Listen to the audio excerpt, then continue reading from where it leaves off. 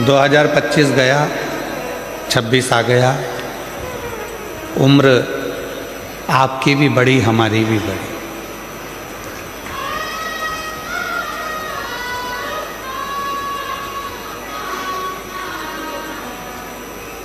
कोई 21 का था तो 22 का हो गया, कोई 25 का था तो 26 का हो गया, कोई 29 का था तो 30 का हो गया, कोई 50 का था तो 51 का हो गया। सबकी उम्र बढ़ी है।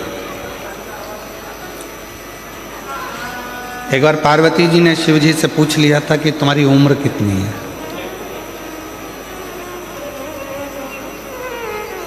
और यदि गुजरात वालों को मालूम हो या जितने लोग इस पवित्र कथा को टीवी के माध्यम से, आस्था चैनल के माध्यम से, सोशल मीडिया के माध्यम से, यूट्यूब फेसबुक के माध्यम से सुन रहे हैं, उनको भी अगर मालूम हो कि शिव जी की उम्र कितनी है,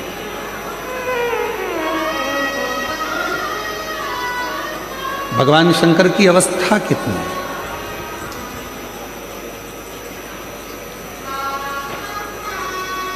किसी को नहीं मालूम।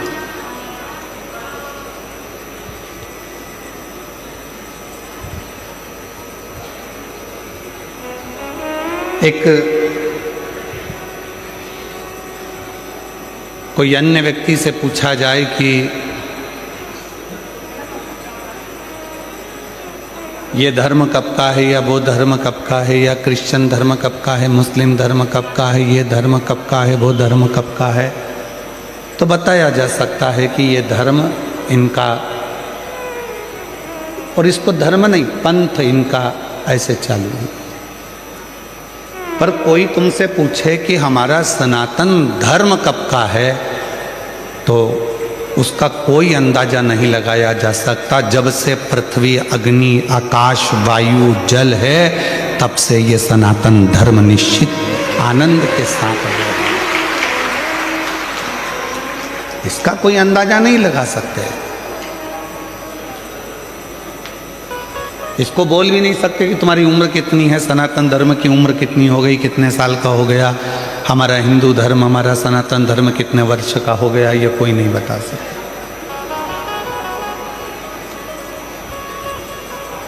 उसी तरह भगवान राम पृथ्वी पर आए तो हम कह सकते हैं कि इतने इतने वर्ष हुए, भगवान कृष्ण पृथ्वी पर आए तो हम कह सकते हैं कि इतने इतने वर्ष हुए, श्री हनुमान जी महाराज पृथ्वी पर आए तो हम कह सकते हैं कि इतने इतने वर्ष हुए।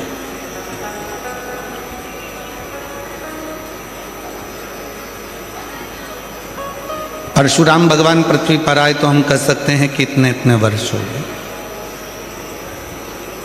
सारे देवताओं का बताया जा सकता है कि इतने वर्ष हुए हैं, पर भगवान देवाधिदेव महादेव के लिए कोई पुराण, कोई शास्त्र, कोई वेद ये नहीं बता सकता कि शंकर भगवान कितने वर्ष पुराने हैं या शिव जी की उम्र कितनी है, अवस्था कितनी है, ये शिव जी के लिए कोई नहीं बता सकता। इसको बताना बहुत कठिन है, इसको जानना बहुत कठिन है। तो पार्वती जी ने शिव जी से एक प्रश्न किया, और प्रश्न भी इतना सुंदर था कि तुम्हारी अवस्था कितनी है, तुम्हारी उम्र कितनी है।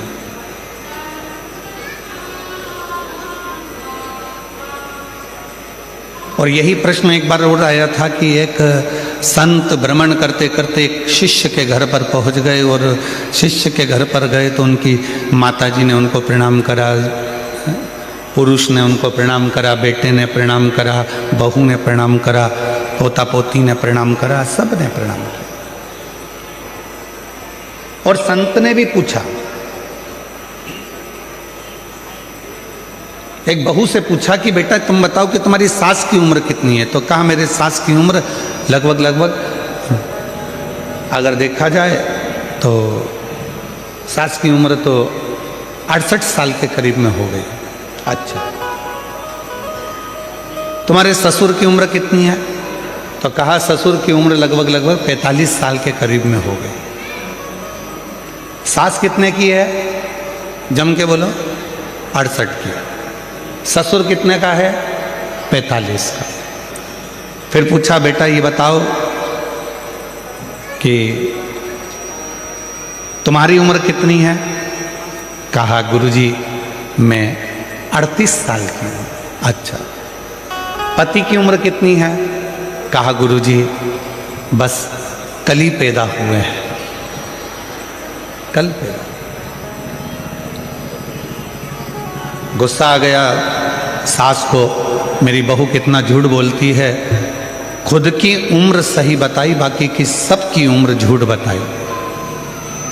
मेरा पति अगर 45 साल का होगा और मेरी उम्र 68 साल की होगी तो क्या शादी हुई होती? और पति अगर कल पैदा हुआ है तो इसकी शादी किसके साथ हुई? ये पक्की झूठ बोल रही है।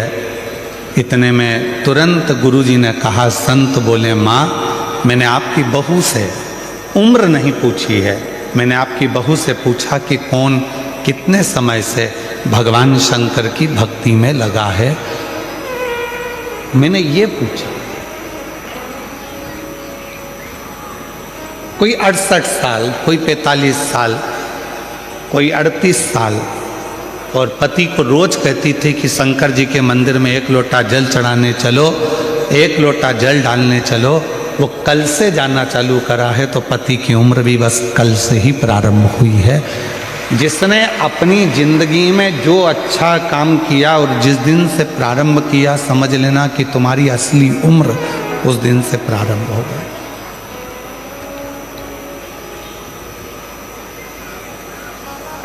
तुम्हारी सही उम्र उस दिन से प्रारंभ हो गई। पार्वती जी ने शिव जी से पूछा कि तुम्हारी अवस्था कितनी है? शंकर भगवान कुछ नहीं बोले, मुस्कुरा दिए। कभी कभी कोई प्रसंग ऐसा होता है जिसमें पति पत्नी का कोई उत्तर नहीं देता और वो मुस्कुरा देता। और कभी कभी ऐसा भी होता है कि पत्नी कोई प्रश्न लेकर जिद कर कर पकड़ लेती है तो पति को उत्तर देना ही पड़ता है।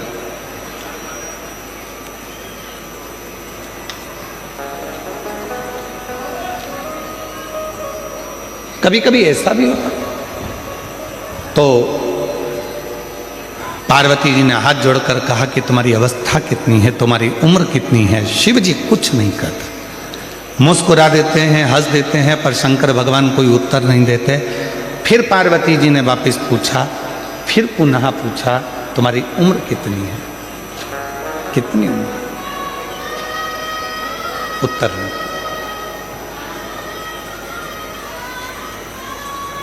पार्वती जी बार बार शंकर भगवान से पूछ रही हैं तुम्हारी उम्र कितनी है, तुम्हारी अवस्था कितनी है, तुम्हारी उम्र कितनी है, तुम्हारी अवस्था कितनी है। तब देवाधिदेव महादेव ने आखिरी में पार्वती जी से कहा, पार्वती मेरी उम्र जानकर, अवस्था जानकर तुझे करना क्या? क्या करना तुझे अवस्था जानकर, उम्र जानकर? शिव जी बोले, सुन पार्वती, मनुष्य की अवस्था कितनी भी हो, उम्र कितनी भी हो, पर हृदय हमेशा उसका जवान होना चाहिए, मन उसका युवान होना चाहिए। क्योंकि 80 साल की उम्र में भी अगर वो काम कर रहा है, 70 साल की उम्र में भी काम कर रहा है, और उसका मन अगर जवान है, उसका हृदय अगर युवान अवस्था का है, तो फिर वो धोखा नहीं खा सकता, अपने कर्म को पूरी लगनता से करता जाता, पूरी लगन।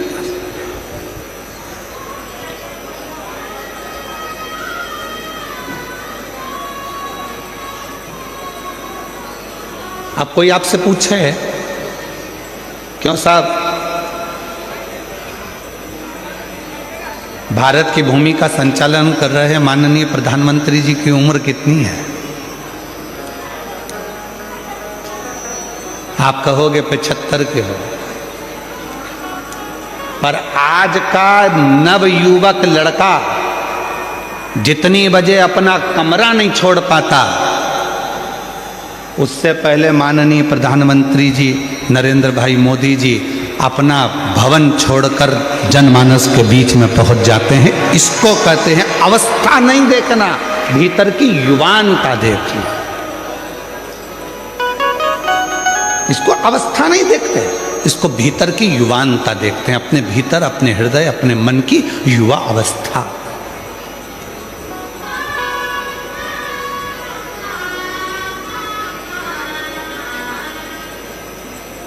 बुढ़ापा नहीं देखा। कोई ऐसे भी होते हैं कि 60-65 में, आप लोगों में भी कई माताएं ऐसी बैठी होंगी, कई भाई ऐसे बैठे होंगे जो 25 बार घर में कह देते होंगे अब तो अवस्था हो गई रे, अब कमर से बनता नहीं है, अब तो ये पाँव बहुत दुखे, हमारा घोड़ा बहुत बहुत दुखता है, अब ये पाँव, अब मुझसे चलते बनता नहीं।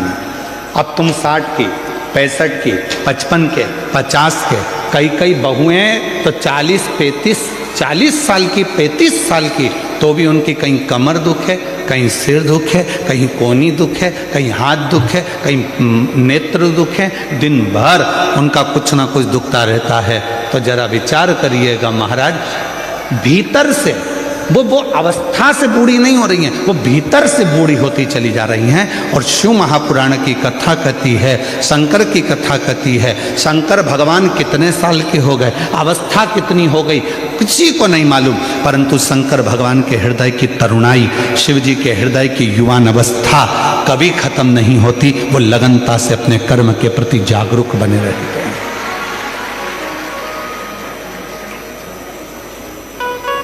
आप कितने जागरूक हैं ये आपके ऊपर निर्भर करता है।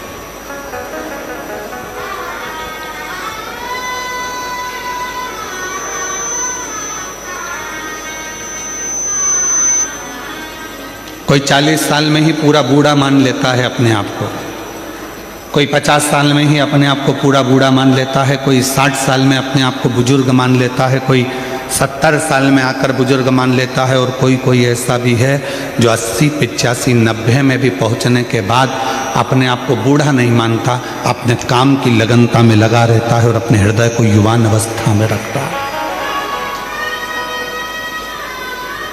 अपने भीतर की युवान अवस्था वो खत्म ही नहीं होने देता।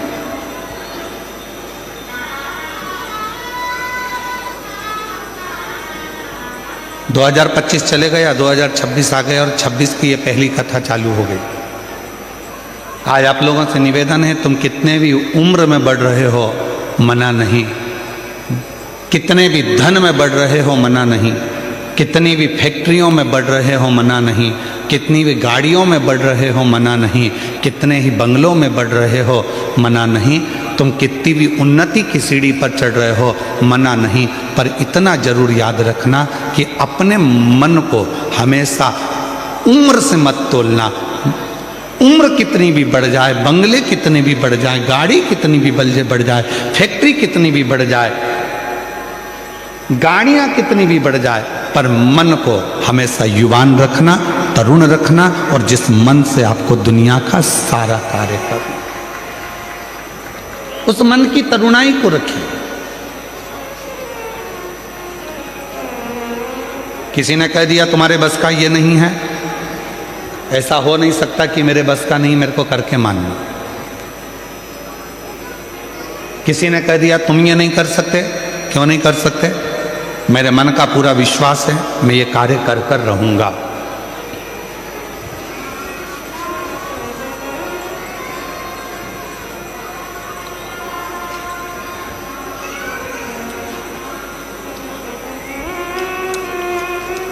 मिश्रा जी, आशुतोष जी इस कथा को लेकर आए थे, सिंगर जी इस कथा को लेकर आए थे, फिर उन्होंने माननीय श्री शास्त्री स्वामी श्री हरिजीवन दास जी महाराज से बात करी, छोटू भाई जी से बात करी कि ये कथा लेकर तो आ गए हैं, पर इतना विशाल कथा है, इतनी पब्लिक आती है, इसका अरेंजमेंट कैसे होगा, इसकी व्यवस्था कैसे होगी। मैं छोटू भाई जी आपको धन्यवाद देता हूँ। इन्होंने, मिश्रा जी हमको बता रहे थे, आपसे तो हमारा मिलना नहीं हुआ था, तो मिश्रा जी कह रहे थे, सिंगर जी कह रहे थे कि छोटू भाई जी ने एकदम कह दिया चिंता मत करो, कथा लेकर आयो ना, कथा तो सूरत में होगी और ऐसी होगी कि खूब आनंद से शिव भक्त सुनते रहेंगे, ये विश्वास।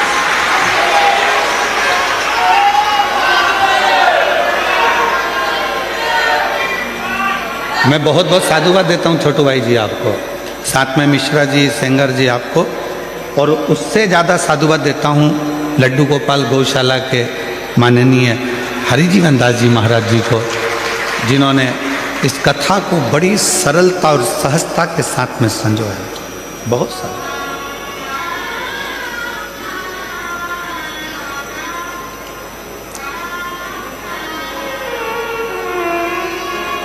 अपने भीतर की तरुणाई को समाप्त मत होने दो। दुनिया में ऐसा कोई कार्य नहीं है जो आप नहीं कर सकते। दुनिया में ऐसी कोई कुर्सी नहीं है जहां आप बैठ नहीं सकते। दुनिया में ऐसा कोई काम नहीं जो आपसे नहीं हो सकता। बस अपने भीतर की तरुणाई को जब आपने जागृत रखा है तो वो तरुणाई के साथ में आप आगे बढ़ेंगे तो अपने जीवन में सारी उलझनों को मिटाते हुए आगे बढ़ते बढ़ते अपनी मंजिल तक पहुंच ही जाओ, पहुंचो।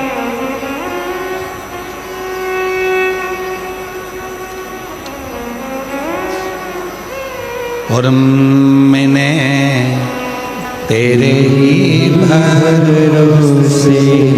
हमारा निवेदन है, जिन जिन को हमारे भजनों के बोल मालूम है वो साथ साथ में बोला करो, क्योंकि केवल ये बोल नहीं है, ये परमात्मा से आपकी और हमारी प्रार्थना भी है।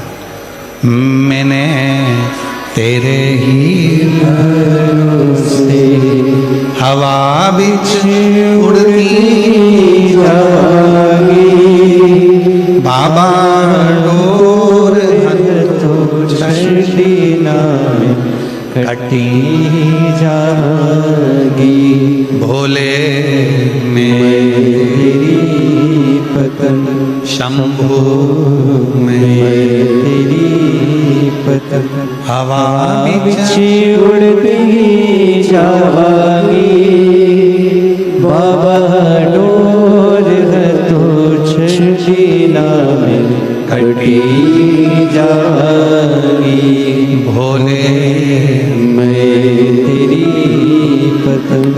अपने भीतर की तरुणाई को कभी समाप्त मत होने दो, कभी नहीं।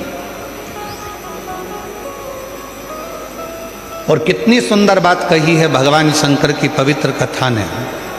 शायद एक एक व्यक्ति के हृदय में ये बात पहुंचना चाहिए। उम्र बढ़े, जैसे जैसे उम्र बढ़े वैसे वैसे छोटों के साथ में रहने का प्रयास करो। जैसे पोता पोती नाती पंती, इनके साथ में जब आप उम्र बढ़ती है और इनके साथ रहना चालू करते हो तो तुम्हें अपनी उम्र का अंदाजा नहीं लगता कि तुम कितने साल के हो। उनकी मस्ती में मस्त रहकर तुम अपने जीवन को आनंदमय जियो। जीवन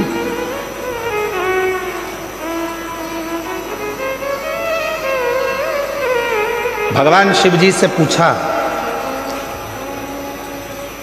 भगवान देवादिदेव महादेव 33 कोटि देवता में केवल एक देवादिदेव महादेव ऐसे हैं जिनकी बहुएं भी आईं, जिनके नाती पंती भी हुए। देवादिदेव महादेव ऐसे हैं, 33 कोटि देवता में केवल एक शंकर भगवान ऐसे हैं। किसी देवता ने अपनी लड़की का कन्यादान नहीं करा, पर 33 कोटि देवता में केवल देवादिदेव महादेव ऐसे हैं जिन्होंने अपनी बेटी का कन्यादान भी करा, अशोक सुंदरी। 33 कोटि देवताओं में एक देवता भगवान देवादिदेव महादेव ऐसे हैं जो कन्यादान भी करे हैं, जिनके घर में बहुएं भी आई हैं, रिद्धि सिद्धि भी आई है, जिनके घर में शुभ लाभ पोते भी आए हैं, फिर पर पोते आमोद और प्रमोद भी आए हैं। शंकर भगवान के पोते तो आए शुभ लाभ, साथ में अमोद और प्रमोद भी आए, उनके पर पोते भी आए। केवल शिव। तो पार्वती जी से शिव जी ने कहा कि मेरे मन की युवानता का एक कारण और है कि मैं भीतर से बूढ़ा नहीं हुआ, मैं भीतर से बूढ़ा कभी नहीं हुआ।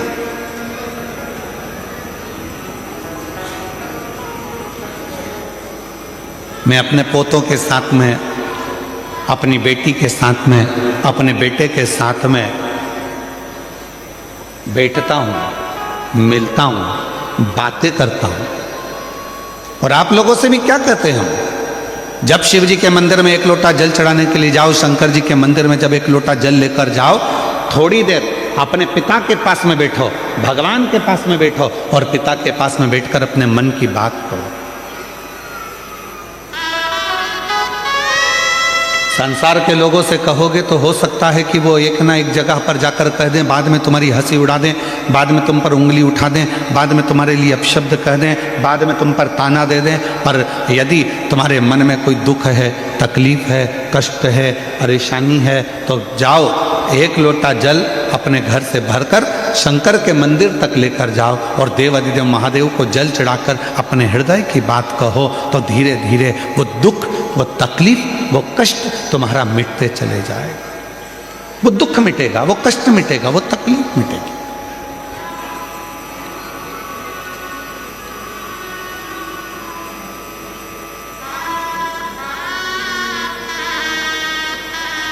और शंभु शरणे पड़ी मांगू घड़ी घड़ी दुख काटो दया करी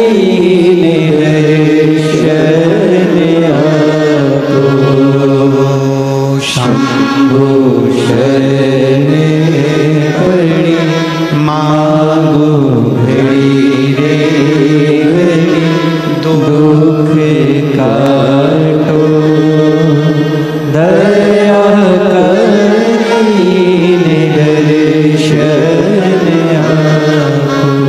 शिव के पास थोड़ी देर जाकर बैठो, भगवान ओघड़दानी के पास में थोड़ी देर जाकर बैठो, कुछ मन की बात देवाधिदेव महादेव से कहो। सुनेंगे शिव? क्यों नहीं। शंकर भगवान को लोग पशुपति नाथ कहते हैं।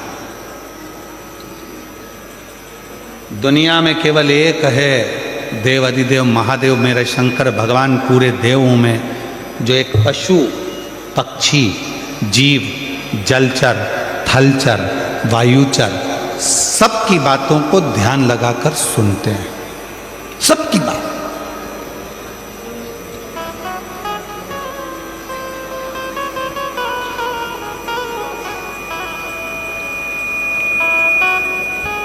और मेरे ओघड़दानी, मेरे शंकर भगवान जब सबकी बातों को ध्यान लगाकर सुनते हैं तो उनके उस बोले हुए वचन को पूर्ण भी करते हैं।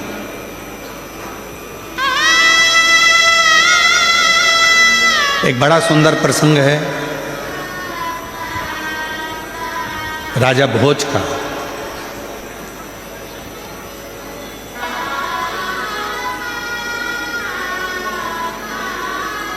भगवान शंकर के परम भक्त थे राजा भोज, शिव के उपासक थे राजा भोज।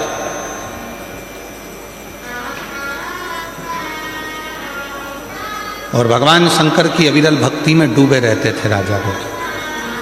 एक माँ अहिल्याबाई होलकर, एक राजा भोज, वीर शिवाजी महाराज,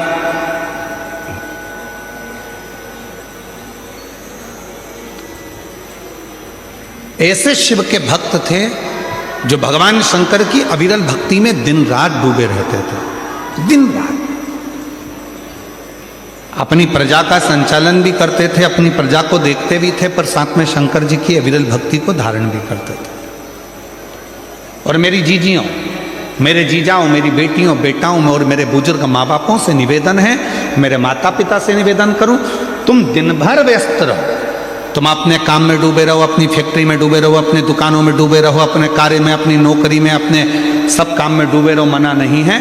पर निवेदन है 24 घंटे में से कम 24 मिनट भी ना निकले तो 24 सेकंड ऐसे निकालो जो भगवान शंकर के पास जाकर बैठकर अपने मन की बात कह सको और शिव जी आपके मन की बात की पूर्णता कर सके।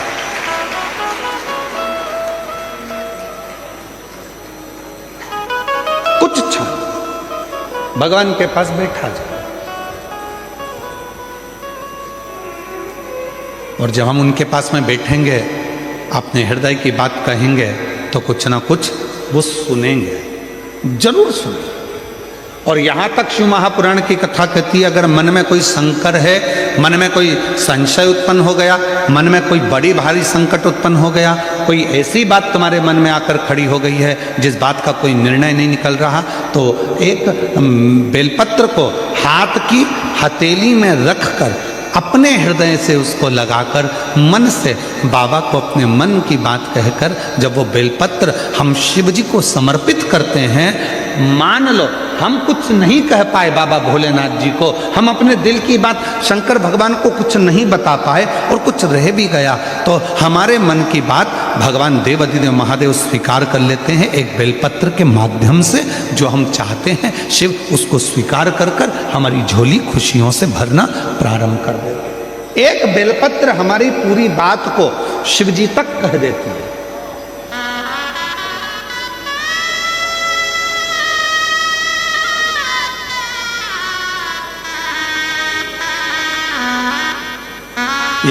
इसीलिए कहते हैं एक लोटा जल, आवाज नहीं आई, जरा दमदारी से बोलो, सारी समस्या का हल बोल बम का नारा है, श्री शिवाय। अपने मन की बात शिव से कहना, भगवान शंकर से कहना, हृदय से कहना स्वीकार है। राजा भोज भगवान शिव के परम भक्त थे, परम भक्त, बहुत उपासक।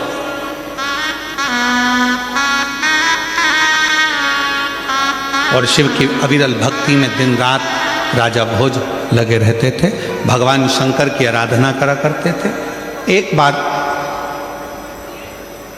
राजा भोज ने एक बहुत जरूरी मीटिंग उठाई, सभा बुलाई।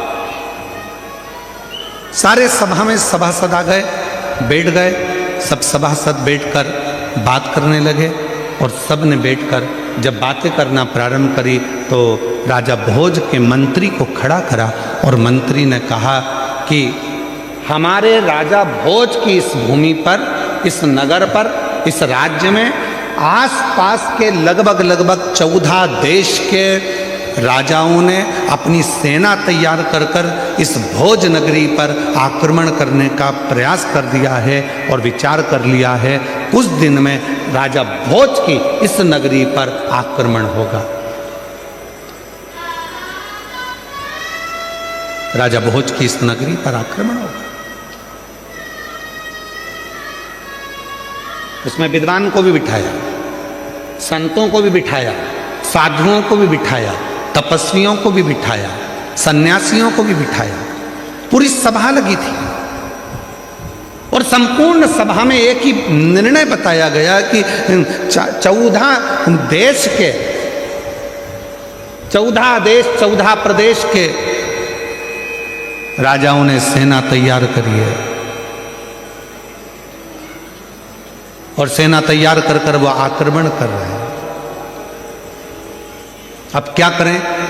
निर्णय दिया जाए, कैसे लड़ा जाए, निर्णय दिया जाए।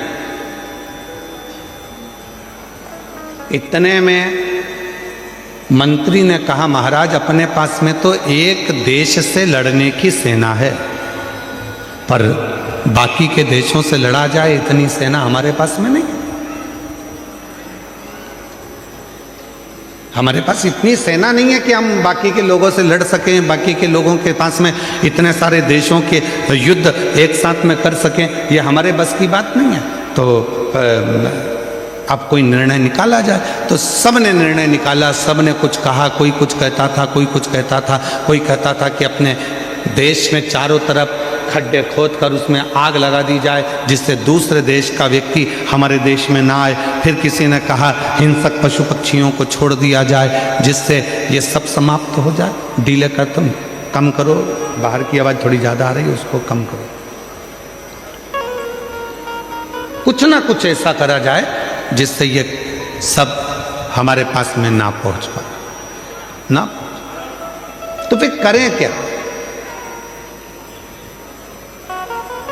उसी में एक विद्वान बैठा हुआ था। उस विद्वान ने तुरंत कहा, एक काम करते हैं, हमने सुना है कि भगवान देवादिदेव महादेव को अगर प्रसन्न कर लिया जाए और भगवान शंकर यदि प्रसन्न हो गए, शिव यदि प्रसन्न हो गए, तो फिर कुछ भी दूसरा देश का कोई सैनिक हमारा बाल बांका नहीं कर सकता। ये विद्वानों ने राजा भोज से कह दिया और राजा भोज ने तुरंत शिव को प्रसन्न करने के लिए, भगवान शंकर को प्रसन्न करने के लिए राजा भोज ने अपने जितने आभूषण थे, रतन थे, माणिक थे, मोती थे, जितने भी हीरे पन्ना थे, सब शिव जी को समर्पित करना प्रारंभ कर दिया। जगह जगह पर जाते भगवान शंकर की पूजन करते, जिस ज्योतिर्लिंग में जाते शिव की आराधना करते, शंकर भगवान पर सोना चांदी हीरा पन्ना चढ़ा देते, माणिक चढ़ा देते, मोती चढ़ा देते, रतन चढ़ा देते, आभूषण चढ़ा देते,